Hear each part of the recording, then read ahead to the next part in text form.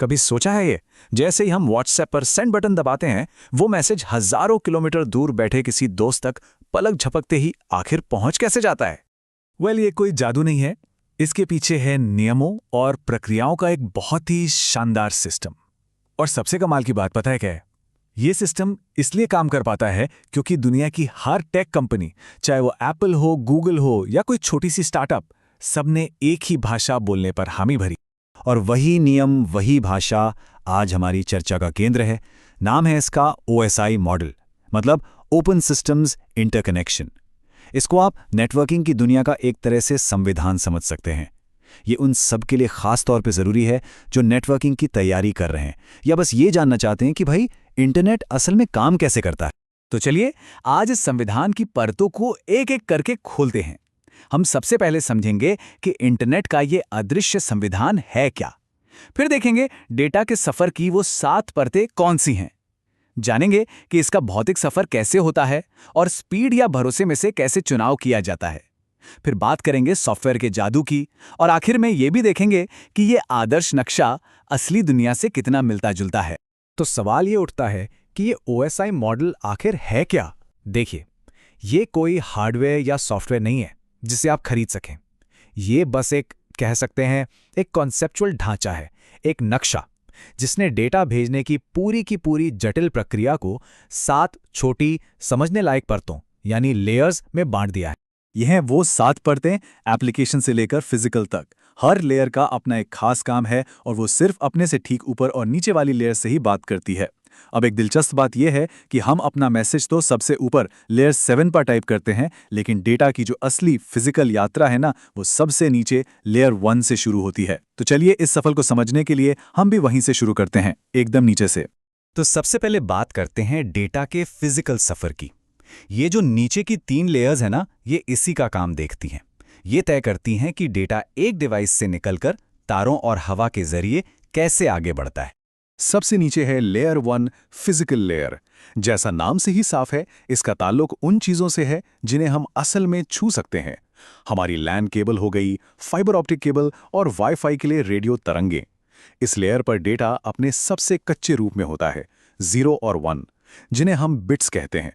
मुझे याद है एक बार एक ऑफिस में इंटरनेट ही नहीं चल रहा था, और वजह क्या थी? एक लैन केबल कुर्सी के पहिए के नीचे आकर टूट गई थी। मतलब समस्या सबसे बुनियादी थी, एकदम लेयर 1 पर। ठीक है, तो केबल पर सिग्नल तो दौड़ रहा है, पर सोचिए, उस केबल से तो ऑफिस के सारे कंप्यूटर जुड़े हैं, तो सिग्नल को कैसे पता चलेगा कि उसे मेरे लैपटॉप पे आना है, किसी और के नहीं? यहीं पर एंट्री होती है लेयर 2 की, डेटा लिंक लेयर। ये लेयर क्या करती है? ये बिट्स को फ्रेम्स नाम के छोटे छोटे पैकेट्स में बांधती है और हर फ्रेम पर एक खास पता लगाती है, जिसे कहते हैं मैक एड्रेस। मैक एड्रेस मतलब मीडिया एक्सेस कंट्रोल एड्रेस। ये हर डिवाइस का एक परमानेंट हार्डवेयर एड्रेस होता है जो उसे बनाने वाली कंपनी ही देती है। ये बिल्कुल डिवाइस के फिंगरप्रिंट जैसा है जो कभी बदल नहीं सकता। इसकी मदद से एक लोकल नेटवर्क के अंदर, जैसे घर या ऑफिस के वाईफाई पर, डिवाइसेस एक दूसरे को पहचानते हैं। पर यहां एक सवाल उठता है, अगर मैक एड्रेस हर डिवाइस का यूनिक फिंगरप्रिंट है और बदला नहीं जा सकता, तो फिर हमें आईपी एड्रेस की जरूरत ही क्यों पड़ी? हम सीधे मैक एड्रेस से ही पूरी दुनिया में डेटा क्यों नहीं भेज देते? इसका जवाब एक बहुत ही सिंपल सी तुलना में छुपा है। सोचिए, मैक एड्रेस आपके अपार्टमेंट के नंबर जैसा है। मान लीजिए A402। अब ये नंबर आपकी बिल्डिंग के गार्ड के लिए तो बहुत काम का है, वो सीधे आपके घर पार्सल पहुंचा देगा। लेकिन अगर दुनिया में किसी को आपको चिट्ठी भेजनी हो, तो सिर्फ A402 से काम नहीं चलेगा, उसे आपका पूरा पता चाहिए। बस वही पूरा पता है आईपी एड्रेस। तो मैक एड्रेस लोकल होता है और आईपी एड्रेस ग्लोबल। और इसी ग्लोबल एड्रेस को संभालने के लिए आती है लेयर 3 यानी नेटवर्क लेयर। इसका काम है अलग अलग नेटवर्क्स को आपस में जोड़ना, और इसी से बनता है इंटरनेट।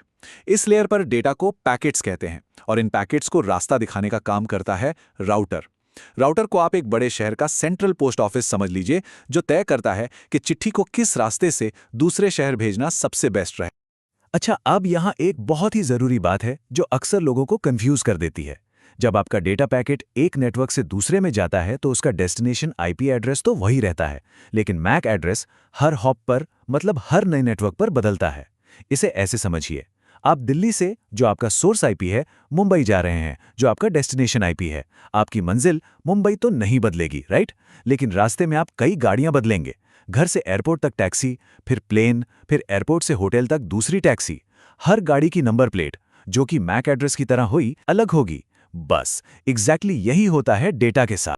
तो अब तक हमारा डेटा सही शहर तक पहुंच चुका है, पर क्या गारंटी है कि सब कुछ सही सलामत पहुंचेगा?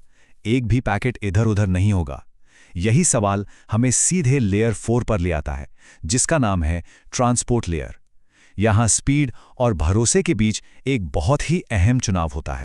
यहाँ पर दो मशहूर प्रोटोकॉल काम करते हैं, टीसीपी और यूडीपी। टीसीपी यानी ट्रांसमिशन कंट्रोल प्रोटोकॉल एक भरोसेमंद, जिम्मेदार बड़े भाई जैसा है। ये डेटा भेजने से पहले कनेक्शन बनाता है, हर टुकड़े का हिसाब रखता है और अगर कोई टुकड़ा गुम हो जाए तो उसे दोबारा मंगवाता है। इसीलिए ईमेल और फाइल डाउनलोड के लिए ये परफेक्ट है। दूसरी तरफ है यूडीपी यानी यूजर डेटाग्राम प्रोटोकॉल। इसका फोकस सिर्फ और सिर्फ स्पीड पर है, भरोसा जाए भाड़ में। यूडीपी का एक बड़ा फेमस सिद्धांत है, फायर एंड फॉरगेट। मतलब ये बस डेटा को भेजना शुरू कर देता है। उसे इस बात की कोई परवाह नहीं कि पैकेट रास्ते में गुम हो गए या गलत क्रम में पहुंचे। इसका सबसे अच्छा इस्तेमाल होता है वीडियो कॉलिंग या ऑनलाइन गेमिंग में। सोचे ना, वहां थोड़ी सी पिक्सेलेशन चल जाएगी, पर 1 सेकंड की भी देरी बर्दाश्त नहीं होती। तो अब हमारा डेटा या तो भरोसे के साथ या फिर तेजी से डेस्टिनेशन कंप्यूटर तक पहुंच चुका है। यहां तक तो थी डेटा की फिजिकल यात्रा, लेकिन पहुंचने के बाद उन 0 और 1 के सिग्नल्स का आखिर होता क्या है? यहीं से ऊपर की 3 लेयर्स का काम शुरू होता है, जो पूरी तरह सॉफ्टवेयर से जुड़ी है। सबसे पहले है लेयर 5, सेशन लेयर।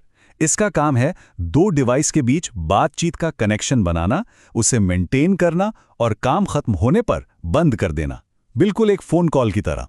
इसके ठीक ऊपर है लेयर 6, प्रेजेंटेशन लेयर। ये एक होशियार ट्रांसलेटर का काम करती है। यही लेयर डेटा को एनक्रिप्ट और डिक्रिप्ट करती है। पता है, जब हम किसी वेबसाइट पर वो ताले का निशान देखते हैं ना, HTTPS वाला, वो इसी लेयर का कमाल है। और फिर आखिर में सबसे ऊपर है लेयर 7, एप्लीकेशन लेयर। ये वो दुनिया है जिससे हम सीधे तौर पर जुड़ते हैं, हमारा वेब ब्राउज़र, ईमेल क्लाइंट या फिर व्हाट्सएप। तो चलिए पूरी कहानी को एक बार फटाफट से समेटते हैं। हमने ऐप में हेलो टाइप किया, ये है लेयर 7। फिर डेटा इनक्रिप्ट हुआ और सेशन बना, ये हुआ लेयर 6 और 5 पर। उसे टीसीपी सेगमेंट्स में तोड़ा गया, ये था लेयर 4 का काम। उस पर डेस्टिनेशन आईपी एड्रेस लगा, लेयर 3।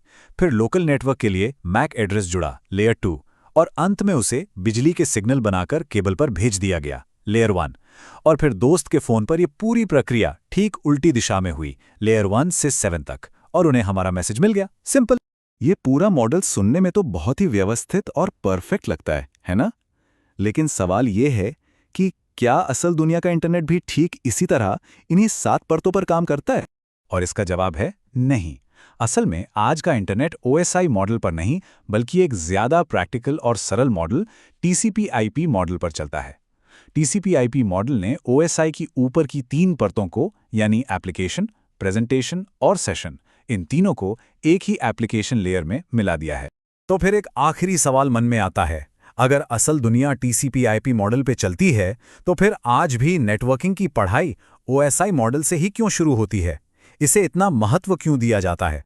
शायद इसका जवाब इस एक लाइन में है कि कभी-कभी असली रास्तों को समझने के लिए एक आदर्श नक्शे की जरूरत पड़ती है। OSI मॉडल वही आदर्श नक्शा है। ये हमें नेटवर्किंग की इस जटिल दुनिया को समझने के लिए एक मजबूत और एकदम साफ सुथरी नींव देता है, जिसके ऊपर हम कुछ भी बना सकते हैं।